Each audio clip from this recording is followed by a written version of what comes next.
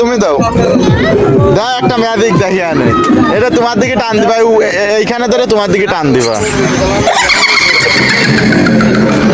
দাও যেন তাহলে ম্যাজিক দেখতে পারবা না।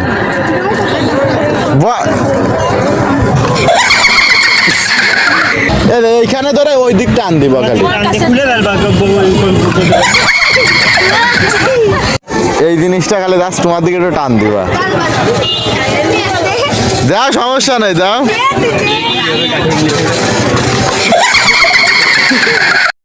আমার ভিডিও থাম্বনেল দেখে বুঝতে পারতেছেন আজকের ভিডিওটা একটু অন্যরকম হতে যাচ্ছে। আজকে গেছিলাম গাজীপুর সেই মেলাতে যেয়ে দেখা হয়ে গেল ফুড ব্লগার নাদিম আহমেদের সাথে ও তার ওয়াইফ ভাবির সাথে।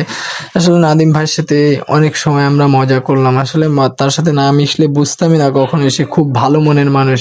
সবকিছু মিলে যার তার সাথে একটু প্রাঙ্ক করার চেষ্টা করতেছিলাম, সে তো আসলে ভয় পাবে না, তারপরেও ভাইয়া একটু ভয় পাইছিল। তারপরেও খুব হাসি খুশি মানুষ ভাইয়া, কি বলবো আপনাদের। আর সবকিছু মিলাই দিলে আমি একটু আলাদা স্পেশালি তার সাথে একটু প্র্যাঙ্ক করার চেষ্টা করতেছিলাম। সে কিছুতেই রাজি হচ্ছিল না, তারপর অনেক কষ্টের পর রাজি হয়েছে। তারপরেও তাকেও দিয়ে এই করানোর পর সে আসলে আমাদের এখানে দেখতেছিল, সে বলতেছিল যে আসলে খুব ভালো আইটেম। যাই হোক, তার সাথে কাটানো মুহূর্তগুলো আসলে স্মৃতি হয়ে থাকবে, না ভোলার মতন। সবকিছু মিলাই দিলে ভাবিও খুব ভালো মনের মানুষ, ও নাদিম ভাইও খুব ভালো মনের মানুষ। ঠিক আছে, সবকিছু মিলাই দিলে ভালো একটা সময় পার করলাম আমরা সবাই মিলে একসাথে। আর এইখানে সাইফুল, কি বলবো তার কথা, সে তো মনে করেন যে এক নজরে তাকিয়ে আছে। মানে কি বলবো, তার নজর দেখেই তো আমি তো আসলে বুঝতেছি না যে সে আসলে কোন চোখে তাকিয়ে আছে।